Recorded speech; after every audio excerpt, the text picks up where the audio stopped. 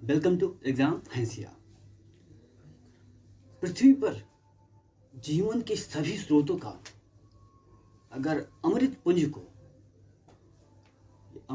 का क्या पता लगाएं तो हमें पता लगेगा कि वो अमृत पुंज कोई नहीं, सूर्य भगवान है। तो आज हम लोग क्या सूर्य के बारे में पढ़ेंगे, यानी स्टार, यानी कि स्टार।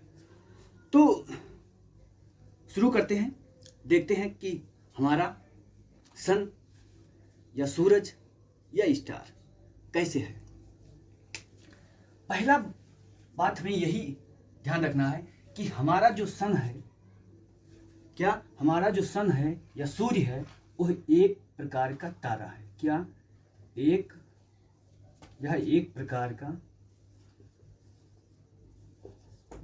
प्रकार का तारा है, ठीक है। और ऐसे तारे ब्रह्मांड में लाखों हैं, अरबों हैं। ऐसे तारे ब्रह्मांड में लाखों अरबों हैं, ठीक है। क्या है? सूर्य एक तारा है। अब सूर्य एक तारा है, उसके साथ ये एनर्जी का, ऊर्जा का स्रोत है। ऊर्जा का स्रोत है, ठीक है। पृथ्वी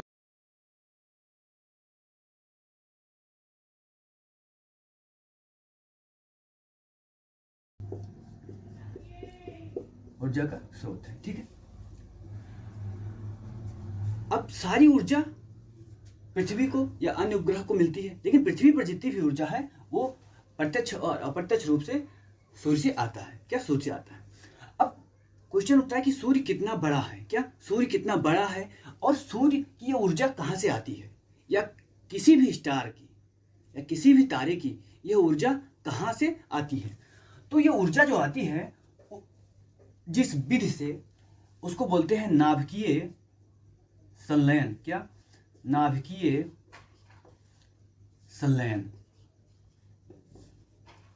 नाभिकीय संलयन बोलते हैं। अब नाभिकीय संलयन क्या है? जब दो नाभिक हैं, अब ये दो नाभिक जब आपस में मिलकर एक नाभिक बनाते हैं तो इसी क्रिया को क्या बोलते हैं? नाभिकीय संलयन बोलते हैं, ठीक है। अब यहाँ पर क्या होगा? ये क्रिया कहाँ हो रही है? सूर्य में हो रही है, और इसमें दो हाइड्रोजन मिलकर हीलियम बनाते हैं, ठीक है। दो हाइड्रोजन के नाभिक मिलकर क्या बनाते हैं? हीलियम बनाते हैं। और ये नाभिकीय संलयन की जो क्रिया है सतत रूप से चल रही है, और जिसके कारण ऊर्जा का बाहर प्रसार हो रहा है, ठीक है। तो ये हो गया कि सूर्य में कैसे ऊर्जा किस कारण बनती है। दो हाइड्रोजन मिलकर हीलियम बनते हैं और उसी कारण ऊर्जा बनती है, ठीक है। अब ये सूर्य जो है वो पृथ्वी से छोटा है या बड़ा है या कैसा है, ये भी हम लोग देख लें। पृथ्वी से छोटा है या बड़ा है या कैसा है, इसको हम देख लें। अब अगर सूर्य के अंदर इस सूर्य के अंदर अगर पृथ्वी को रखना चाहें तो कम से कम 109 पृथ्वी 109 इस सूर्य के अंदर कम से कम 109 पृथ्वी को आप रख सकते हैं इस सूर्य के अंदर।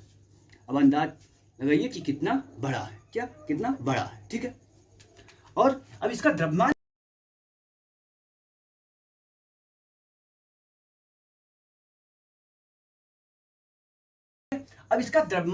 क्या होगा? सन का द्रव्यमान क्या है? सन का द्रव्यमान कम से कम 3 लाख गुना है। 3 लाख गुना है किससे? पृथ्वी से।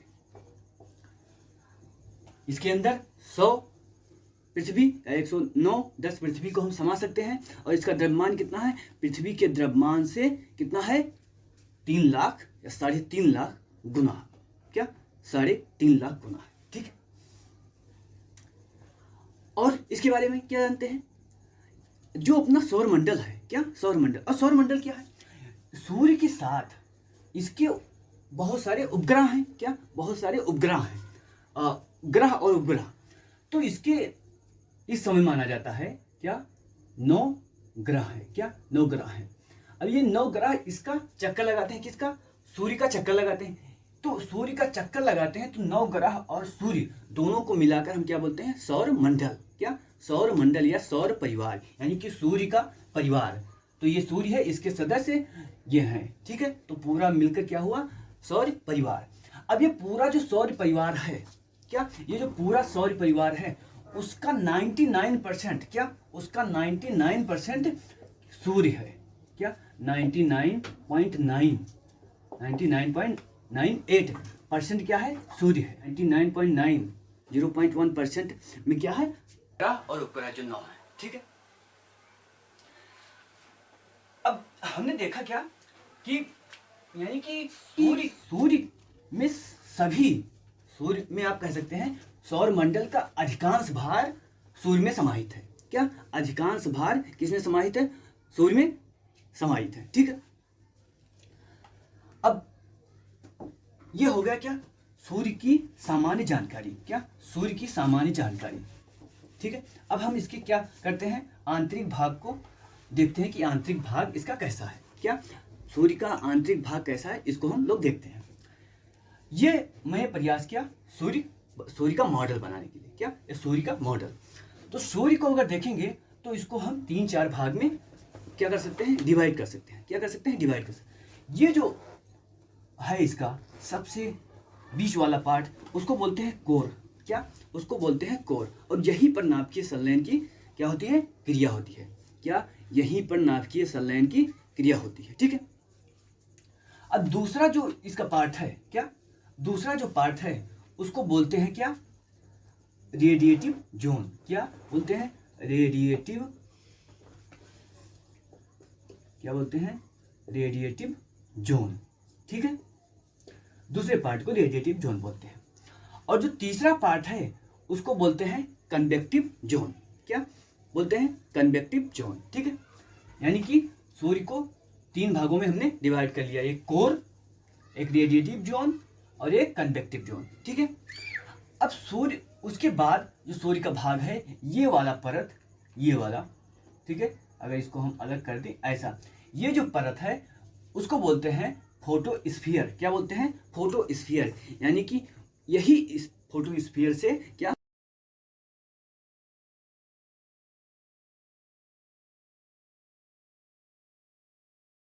जो प्रकाश की किरण होती है उनमें जो कण पाया जाता है उसको क्या बोलते हैं, फोटान बोलते हैं। क्या बोलते हैं, फोटान। क्या, फोटान के रूप में क्या एनर्जी निकलती है फोटोस्फीयर से, ठीक है।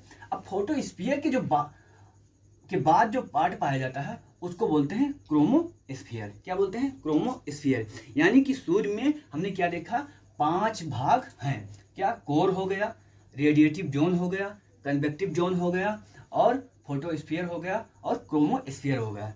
ये क्वेश्चन आपको प्री में किसी भी एग्जाम में आ सकता है, क्या, क्रमबद्ध रूप से रखने के लिए, जैसे फोटोस्फीयर, क्रोमोस्फीयर, रेडिएटिव जोन और कन्वेक्टिव जोन, कौन पहले है कौन बाद में, इसको करने के लिए आ सकता है, ठीक है। ये हुआ क्या, 5 इसके भाग। क्या, 5 भाग। अब एक भाग इसका जो है वो सबसे ज्यादा इंपॉर्टेंट है, उसको हम देखते हैं। अब वो भाग का क्या नाम है, उस भाग का नाम है क्या, कोरोना।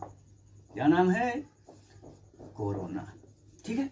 अब कोरोना क्या है इसमें, उसको हम उदाहरण से समझते हैं। ये अपनी है क्या, पृथ्वी, ये अपनी है पृथ्वी। अब पृथ्वी की चारों तरफ जो गैसों का आवरण है उसको क्या बोलते हैं, वायुमंडल बोलते हैं। उसी तरह सूर्य के चारों तरफ वायुमंडल की तरह जो भाग है उसको बोलते हैं कोरोना। क्या बोलते हैं, कोरोना, ठीक है। क्या बोलते हैं, कोरोना। क्या हो गया, 6 भाग। अब कोरोना के बारे में एक जानकारी और आप लोगों को जानना है, किस लिए कोरोना का महत्व अधिक है। महत्व किस लिए अधिक है, अब ये आप फोटोस्फीयर देखेंगे, क्या फोटोस्फीयर देखेंगे। अब ये सूर्य है, सूर्य का जब आप फोटोस्फीयर देखेंगे तो यहाँ पर जो टेम्परेचर है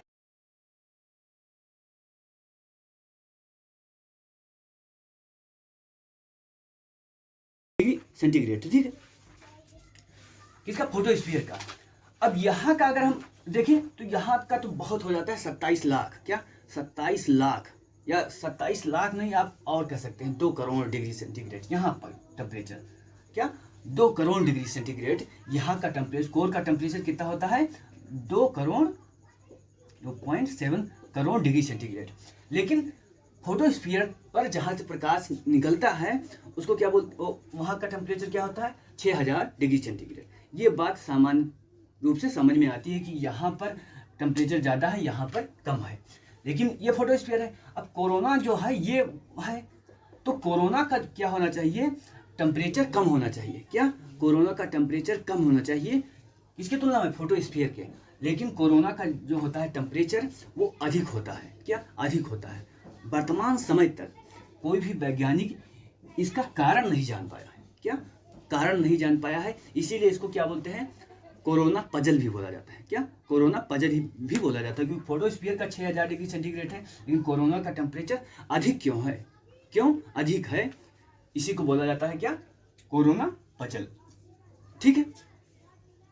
अब ये सन के बारे में सामान्य जानकारी हम लोगों ने जाना। क्या सामान्य जानकारी जाना। एक जानकारी और आपको यहाँ ऐड करना है कि जो ये सन, अगर कभी पूछा जाता है कि सन का द्रव्यमान जो है उसमें कौन सी गैस सबसे अधिक है, क्या कौन सी गैस सबसे अधिक है, तो उसको भी हम लोग जान लेते हैं। अगर सन के बारे में पूछा जाता तो 73% वो क्या है, हाइड्रोजन है। क्या 73% हाइड्रोजन है। ठीक है। और 25% क्या है, 25% हीलियम है। क्या 25% हीलियम है। और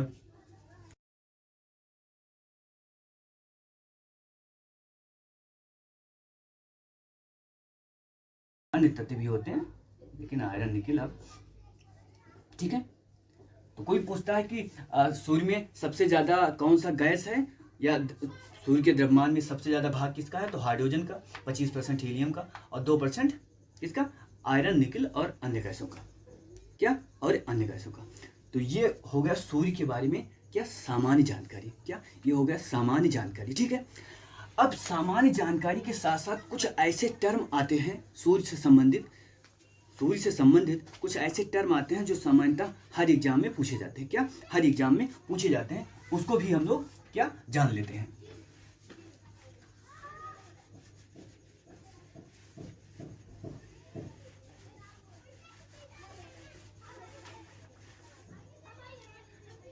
अब पहला जो टर्म है जो सूर्य से संबंधित क्वेश्चन पूछता है वो है सोलर तूफान। क्या सोलर तूफान। क्या सोलर तूफान पहला।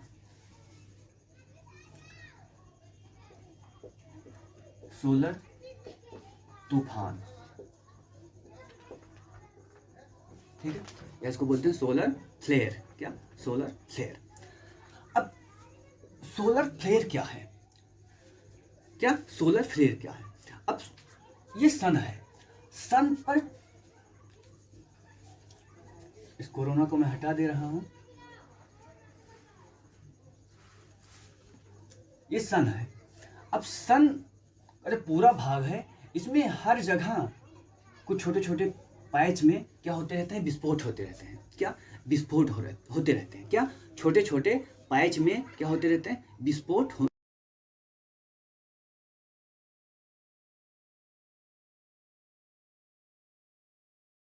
है। उसी से जो फ्लेयर निकलता है, क्या उसी से जो फ्लेयर निकलता है उसी को क्या बोलते हैं, सोलर तूफान।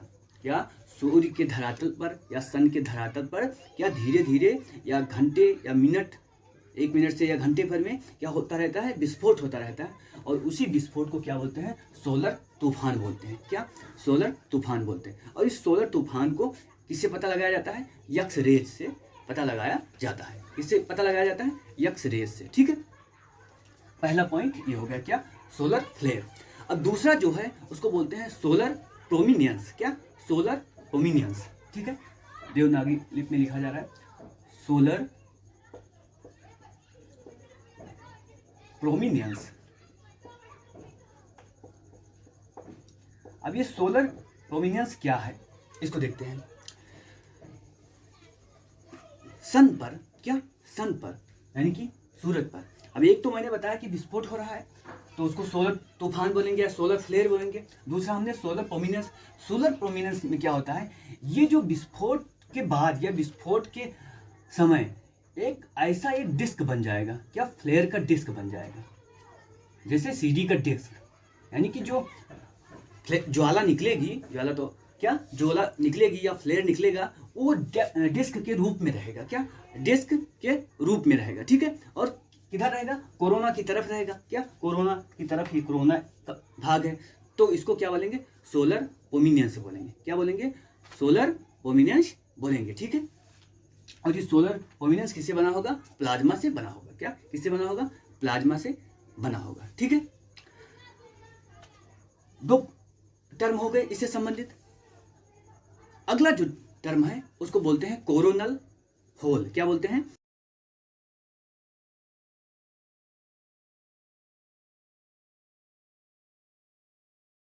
अगला क्या है, कोरोनल होल।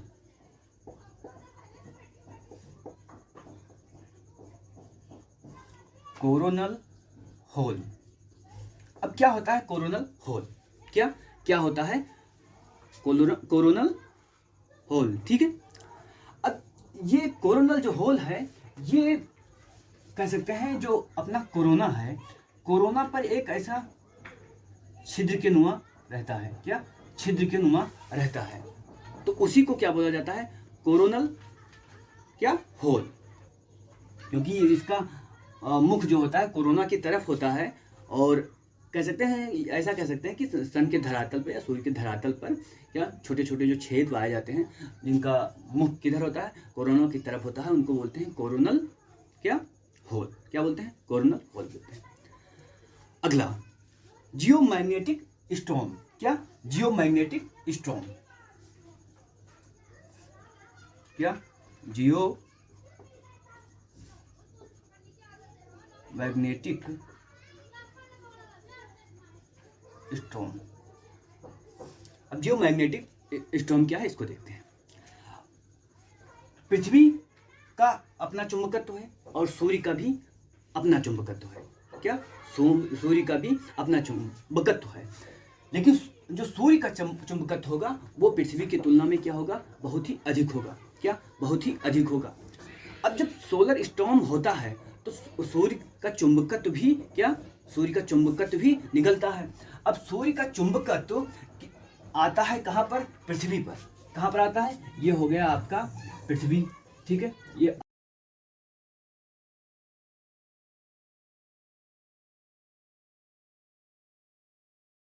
हीलियम से बने होने के कारण ये किस तरह व्यवहार करता है, चुंबक की तरह व्यवहार करता है। क्या, चुंबक की तरह व्यवहार करता है। तो इसका भी क्या होता है, एक मैग्नेटिक क्या होता है, मैग्नेटिक क्षेत्र होता है इसका भी, ठीक है। पृथ्वी का भी मैग्नेटिक क्षेत्र होता है। अब जब सूर्य का मैग्नेटिक क्षेत्र नहीं, प्रभाव जब आता है तो यहाँ पर क्या लड़ता है, क्या यहाँ पर लड़ता है। तो कुछ समय के लिए क्या, जो सूर्य पृथ्वी का मैग्नेटिक क्षेत्र है वो क्या हो जाता है, डिस्टर्ब हो जाता है। क्या, डिस्टर्ब हो जाता है। और ये डिस्टर्बेंस जब होता है तो हमारे जो इलेक्ट्रॉनिक्स उपकरण हैं जो संचार से काम करते हैं वो क्या होते हैं, उस समय के लिए आप कह सकते हैं जैसे मोबाइल क्या हो गया, हैक हो गई, वैसे स्थिति बन जाती है। लेकिन वो कुछ समय या 1 घंटा या ऐसे कुछ का होता है तो फिर ठीक हो जाता है, ठीक है। तो ये क्या हुआ, जियोमैग्नेटिक स्टॉर्म, ठीक है। ये पृथ्वी पर भी होता है, सूर्य पर भी होता है। सूर्य का प्रभाव पृथ्वी पर पड़ता है, कुछ समय के लिए पृथ्वी का जो चुंबकीय क्षेत्र है वो क्या हो जाता है, कमजोर हो जाता है। क्या हो जाता है, कमजोर हो जाता है, ठीक है। अब अगला जो टर्म है उसको बोलते हैं सन स्पॉट। क्या, सन स्पॉट।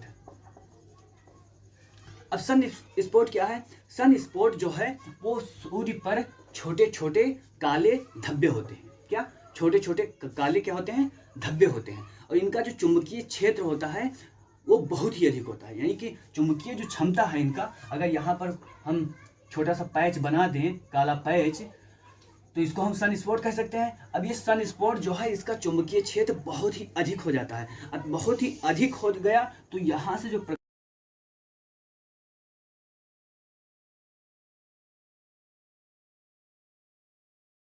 सन स्पॉट अगर अधिक हो गया, कि सन स्पॉट अधिक हो गया तो सूर्य का तापमान क्या होगा, कम होगा या अधिक होगा, क्योंकि चुंबकीय क्षेत्र अधिक होगा इसका, तो यहाँ पर टेम्परेचर या प्रकाश को बाहर नहीं जाने देगा। और ये पैच जो तुलनात्मक रूप से क्या होता है, ठंडा होता है। यानी कि सन स्पॉट अगर अधिक होगा तो सूर्य का टेम्परेचर या सूर्य के धरातल का जो टेम्परेचर है वो कम रहेगा। क्या रहेगा? वो कम रहेगा। ठीक है, ये हो गया अगला पॉइंट। ठीक है, अब अगला पॉइंट जो है उसको बोलते हैं सोलर साइकिल। क्या? Solar cycle. अब सोलर साइकिल क्या है उसको भी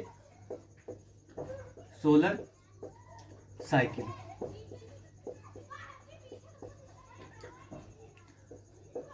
सूर्य का धरातल, सूर्य का जो धरातल है उसका अगर अध्ययन किया जाए, क्या सूर्य के धरातल का अध्ययन किया जाए तो यहाँ पर जो एक्टिविटी हो रही है जिसके कारण हमें प्रकाश मिल रहा है, उसमें कभी ऐसी स्थिति आती है कि वो प्रकाश या यहाँ का टेम्परेचर कम हो रहा है यानी कि एक्टिविटी कम हो गई, और कभी ऐसी स्थिति आती है जब यहाँ धरातल पर इसकी एक्टिविटी बहुत ज़्यादा होती है। तो ये जो एक्टिविटी का जो समय वैज्ञानिकों ने अध्ययन किया वो 11 वर्ष है, यानी कि 11 वर्ष पर सूर्य के धरातल पर एक्टिविटी अचानक क्या होती है? बढ़ जाती है, यानी कि टेम्परेचर बढ़ जाता है और 11 वर्ष के अंतराल के बाद कम होता है फिर बढ़ता है। तो ये साइकिल एक ऐसे साइकिल चल जाती है, तो इसी को हम बोलते हैं क्या? Solar cycle. क्या बोलते हैं? Solar cycle. ठीक है, अब अगला जो पॉइंट है उसको देखते हैं। उस पॉइंट को बोलते हैं सोलर मैक्सिमा। क्या? Solar maxima. क्या बोलते हैं? Solar maxima. ठीक है,